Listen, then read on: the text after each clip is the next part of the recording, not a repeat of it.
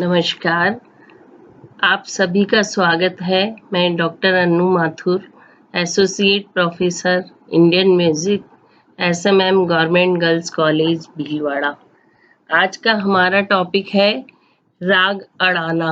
राग अड़ाना का परिचय आपको समझाया जा रहा है। आज अपन राग अड़ाना का जो विवरण है, परिचय है, उसका अध्ययन करेंगे।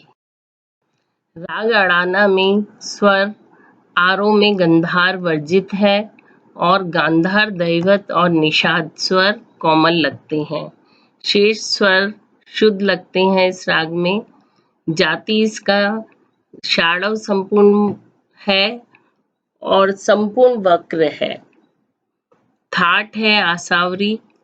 वादी स्वर षडज, संवादी स्वर पंचम है। राग का गायन वादन समय रात्रि का दूसरा प्रहर है। इसके जो ठहराव का स्थान है वो विश्रांति स्थान यानी पा और नी और सा प रे पे इसमें ठहराव किया जाता है इन स्वरों पे।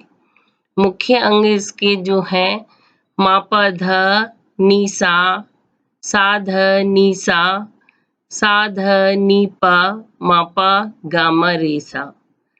इस राग का आरोह सा रे मा प ध नी सा नी ध प मा प गा म रे सा। इस राग की मुख्य विशेषताएं जो हैं वो आपको बताई जा रही हैं।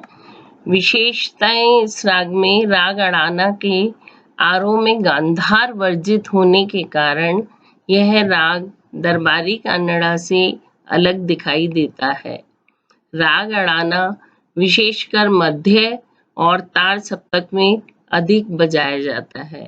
इस राग में गंधार और धैवत पर आंदोलन नहीं किया जाता और इसी तरह गमक और मीड़ का उपयोग भी कम किया जाता है। इसलिए इस राग की प्रकृति में चंचलता है, यानी ये चंचल प्रकृति का राग है। आरोह में गंधार वर्जित होने के कारण परंतु अवरोह में गामा रेसा लिया जाता है, जो कि कानड़ा अंग का सूचक है। कानड़ा अंग में क्या गामा रेसा ये विशेष रूप से लिया जाता है। गामा रेसा कहते हैं कानड़ा अंग इसमें दिखाई देता है। कभी कभी अवरोह की तान लेते समय धैवत को छोड़ा जाता है, जिससे सारंग अंग का आभास होता है। जैसे सा नी पा गा मा रे सा, तो सा नी पा मा ये जो है सारंग अंग का, इसमें सारंग अंग का आभास होता है। इस राग में आरोह का कोमल निषाद थोड़ा सा चढ़ा हुआ लगता है। यह स्वर संगतियां अड़ाना राग को विशेष रूप से दर्शाती हैं। नीचे दिखाई जा रही हैं। सा रे मा पा ध नी पा मा प सा ध नी पा मा पा गा म रे सा। इस तरह से अड़ाना राग का आपको ये जो परिचय दिया है, उसमें और भी अधिक समझने के लिए इसमें गंधार और धैवत कोमल व दोनों निषाद प्रयोग किए जाते हैं, जैसा अभी बताया। आरोह में शुद्ध नी तथा अवरोह में इस राग में कोमल निषाद का प्रयोग होता है। कोमल निषाद का प्रयोग कभी कभी आरोह में मा पा नी धनी रेसा इस प्रकार किया जाता है। कानड़ा तथा सारंग के विभिन्न प्रकारों में परस्पर निकटता है। कानड़ा में इस प्रकार को कुछ गुणीजन मेघ और कानड़ा का और कुछ सुगराई कानड़ा व सारंग का मिश्रण मानते हैं।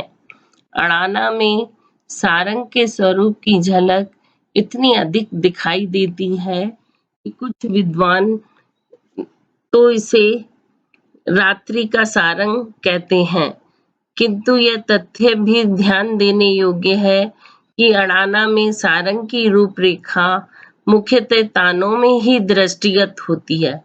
आलाप में स्वरों को स्थायित्व प्राप्त होने से धैवत तथा गंधार की ध्वनि भी कानों में गूंजती है, किंतु तानों की द्रुत गति एवं चापल्य के साथ जब धैवत व गंधार को भी दुर्बल कर दिया जाता है, तब स्वरों का स्वरूप धूमिल प्रतीत होने लगता है। इसी कारण लोग इस राग को सुग्राही, कानड़ा व सारंग का मिश्रण अंग मानने लगे हैं। यदि अड़ाना गाते समय धैवत सर्वथा वर्जित कर दिया जाए तो सुहा का स्पष्ट स्वरूप हो जाता है। कुछ विद्वानों के अनुसार दिन गए सुहा, रात्रि गए अड़ाना एक सिक्के के दो पहलू हैं। इस राग का चलन मध्य तथा तार सप्तक में अधिक होता है, इसलिए इसकी चीजें प्राय मध्यम, निषाद, तार षड्ज तथा तार ऋषभ से प्रारंभ होती है। अड़ाना बजाते समय तार सप्तक का आकर्षण प्रबल होने के कारण गायक वादक शीघ्रता पूर्वक तार सप्तक में पहुंचना चाहते हैं। गायन वादन के समय तार षड्ज चमकता रहता है। यही कारण है कि इस राग के तार सप्तक में पहुंचने पर आलाप का बहुतांश अंश तार सप्तक में ही समाप्त किया जाता है।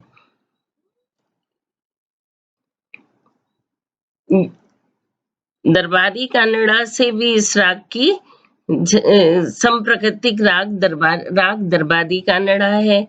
अड़ाना की प्रकृति चपल होने के कारण इसमें विलंबित ख्याल कम गाए जाते हैं। यह द्रुत गति में ही अधिक बजाया जाता है। अपनी विशेषताओं के कारण अड़ाना बहुत ही लोकप्रिय राग बन गया है। अड़ाना का संप्रकृतिक राग, जैसा अभी बताया हमने, राग दरबारी है। इन दोनों रागों में अद्भुत समानता है। ये दोनों राग एक ही चित्र के दो पहलू हैं। अड़ाना के गंधार और धैवत कोमल होते हुए भी दरबारी के गंधार और धैवत से सूक्ष्म रूप से भिन्न है। अड़ाना के मुख्य स्वर समुदाय गामा रेसा के टुकड़े को इस झटके के साथ लेने की क्रिया का परिणाम यह होता है कि अड़ाना का कोमल गंधार दरबारी के कोमल गंधार से कुछ ऊंचा हो जाता है। अतः दरबारी व अड़ाना दोनों रागों के गंधार में श्रुतियों का सूक्ष्म भेद उत्पन्न हो जाता है। इसी प्रकार अड़ाना के धैवत को दरबारी के धैवत के समान आंदोलित नहीं किया जाता। अड़ाना के तार षड्ज पर पहुंचते समय प्राय म प सा रे सा इत्यादि स्वर समुदाय लिए जाते हैं। अतः अड़ाना का कोमल धैवत निषाद व तार षड्ज की ओर उन्मुख हो जाता है। फलतः धैवत कोमल होते हुए भी दरबारी के कोमल धैवत से कुछ ऊंचा हो जाता है। यही बात अड़ाना के आरोह में निषाद में परिलक्षित होती है, जो दरबारी की अपेक्षा कुछ ऊंचा हुआ है। इस राग को विद्वानों ने वीर रस का राग स्वीकार किया है। आधुनिक युग में चतुर पंडित ने इसे वीर रसात्मक राग मानकर क्रमिक पुस्तक चतुर्थ भाग में लक्षण गीत में लिखा है, गावत चतुर गुनी अड़ाना को अंग, आसावरी मेल सारंग के ढंग। पुराने गायक वादक इस राग को वीर रसात्मक ही मानते हैं। इसका समुचित जो स्वरूप है वो रसानुकूल भाषा का होना ही है। इसलिए अड़ाना का एक अन्य संप्रकृतिक राग नाइकी कानड़ा भी है। इस तरह से आपको राग अड़ाना का हमने परिचय दिया। आशा है आपको समझ आया होगा। यदि आपको समझ ना आए तो कमेंट बॉक्स में आप जरूर कमेंट्स करें और इसको लाइक और सब्सक्राइब जरूर करें। धन्यवाद।